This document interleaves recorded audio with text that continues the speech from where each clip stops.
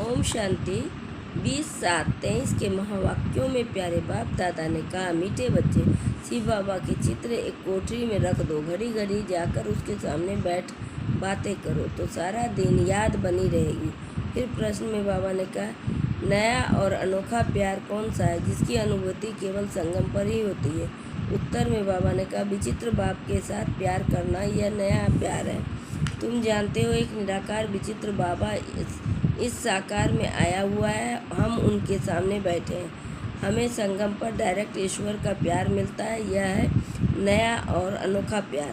सारा कल्प देहधारियों से प्यार किया, अब विदेही बाप से प्यार करना है। ऐसा प्यार संगम पर ही होता है। फिर गीत में कहा, कौन आया मेरे मन के द्वारे सवेरे सवेरे। ओम शांति। बच्चे जानते हैं कि बेहद का बाप विचित्र और अभी एक नया प्यार लेकर हम बाबा के पास बैठे हैं। वह आए हैं, इसको नया प्यार कहते हैं। ईश्वर का प्यार सिर्फ एक बार बच्चों को मिलता है। बच्चे समझ सकते हैं। बरोबर परमपिता परमात्मा को हम सब याद करते हैं या बैठ बच्चों को पढ़ाते हैं। वह निराकार विचित्र बाबा इसमें आया हुआ है। परमपिता परमात्मा हम आत्माओं का बाप है।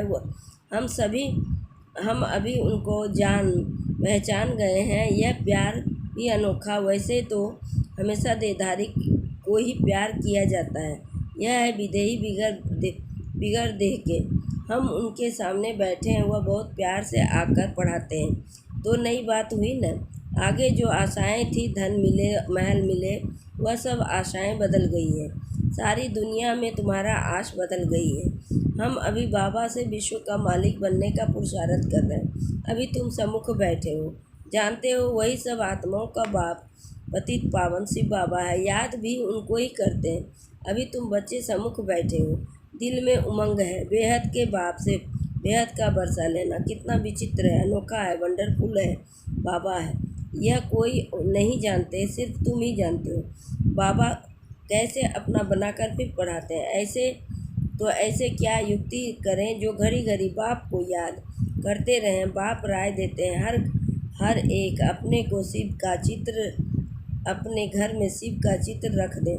शिव बाबा का चित्र देखें, समझें। बेहद का बाबा पतित पावन आया है, पतित पावन दुनिया स्थापन करने। उनसे हम अभी 5000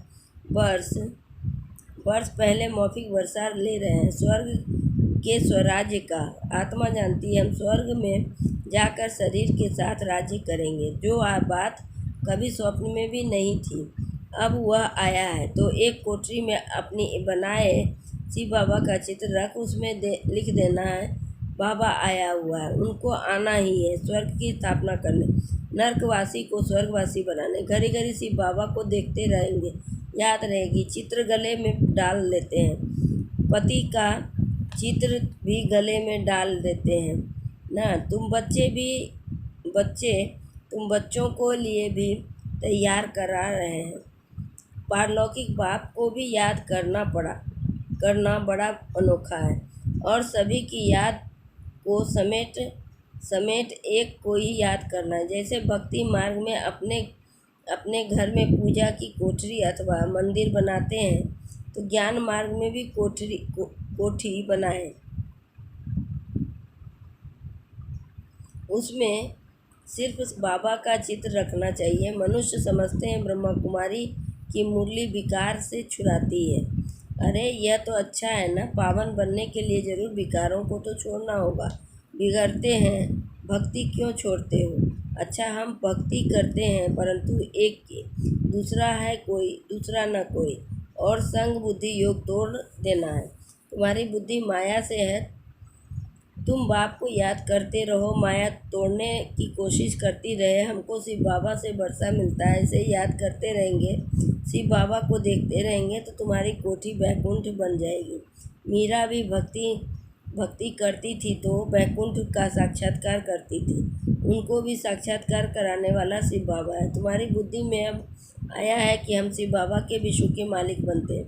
भक्ति मार्ग में यह पता नहीं रहता कि शिव क्या करते हैं, क्यों उस पर बलि चढ़ते हैं। तुम समझते हो सबसे ऊंचे है शिव बाबा, उनको ही परमात्मा कहा जाता है। परमात्मा से जरूर नई चीज़ मिलेगी। उनको हेवनली गॉड फादर कहा जाता है।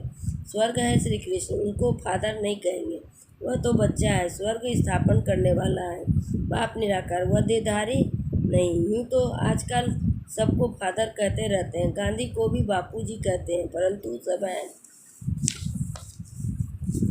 धर्म वाले नहीं कहेंगे। अर्थ तो समझते नहीं। तुम जानते हो सब बापूजी शिव बाबा है। शिव बाबा शिव दादा नहीं है, बाबा है। वह निराकारी दुनिया में रहते हैं। श्री कृष्ण को याद करेंगे, लेकिन वह तो बैकुंठ निवासी है। ऋषि मुनि आदि सब देहधारी यहाँ होकर गए हैं। परमात्मा है निराकार, उनको देह है नहीं। सर्वव्यापी के ज्ञान कारण बुद्धि किसकी भी चलती नहीं। बाप आकर बुद्धि का ताला खोलते हैं। यहाँ है नई बात। और सत्संग में ऐसे समझते नहीं कि शिव बाबा नॉलेज दे रहे हैं। वहाँ तो सब देहधारी बैठे हुए हैं। तुमको निश्चय है कि हम निराकार बाप से सुन रहे हैं। निराकार जरूर आकर साकार में आए तब तो पहचान दे। कल्प कल्प बाप आते हैं, आकर मालिक बनाते हैं। फिर भी माया कितना हैरान करती है, विघ्न डालती है। रुद्र ज्ञान यज्ञ में असुरों के विघ्न पड़ते हैं। देह अभिमान आने से ही विघ्न पड़ते हैं। बाबा कहते हैं अपने को अशरीर ही समझो, हम तो बाबा के बने हैं। बाबा वापिस लेने आए हैं। यह शरीर छोड़ वापिस जाना है।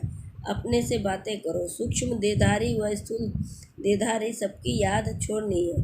पक्का निश्चय करना है। हम आत्माएं परमधाम से आई है, वहाँ के हम रहने वाले हैं। सतयुग में इतने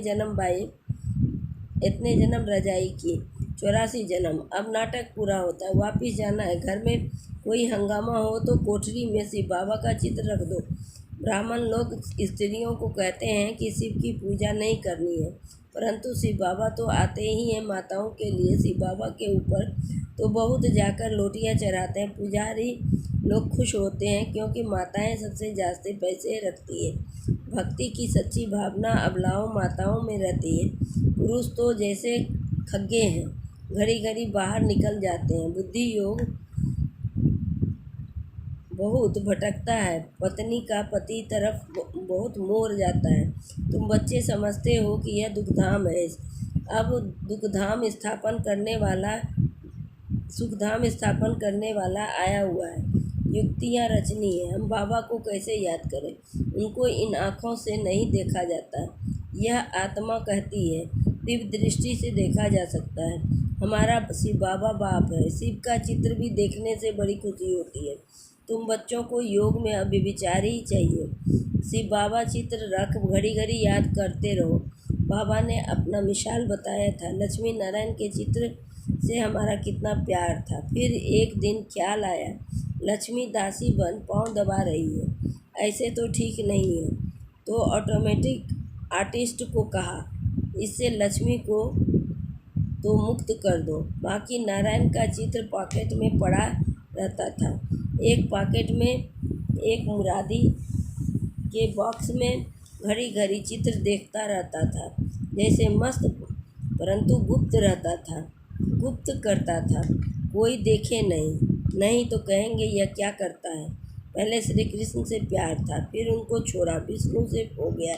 जैसे भक्ति नौधा होती है ना, वैसे याद की भी नौधा होनी चाहिए।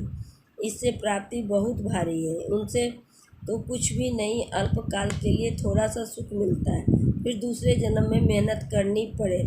भक्ति में अंधे धंधे आदि में मेहनत लगती है।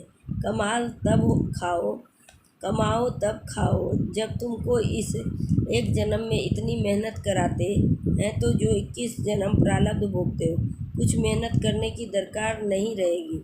21 जन्म सदा सुखी रहेंगे, बैठ के खाएंगे।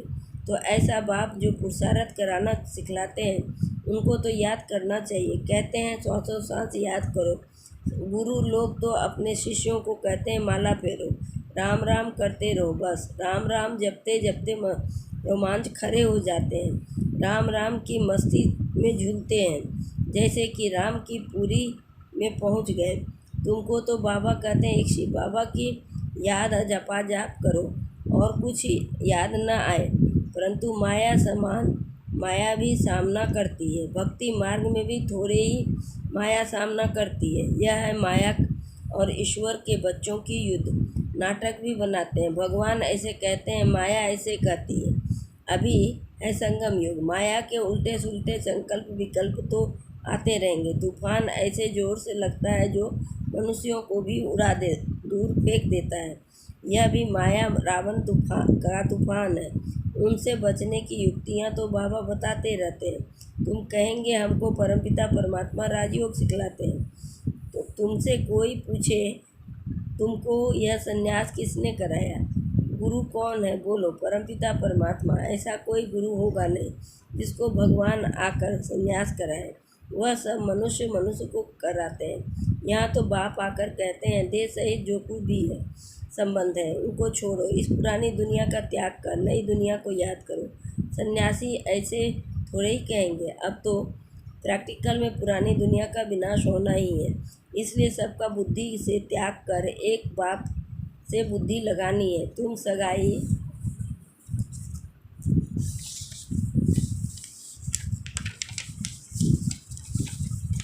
करते हो, देहधारी को याद किया तो सगाई कच्ची हो जाएगी।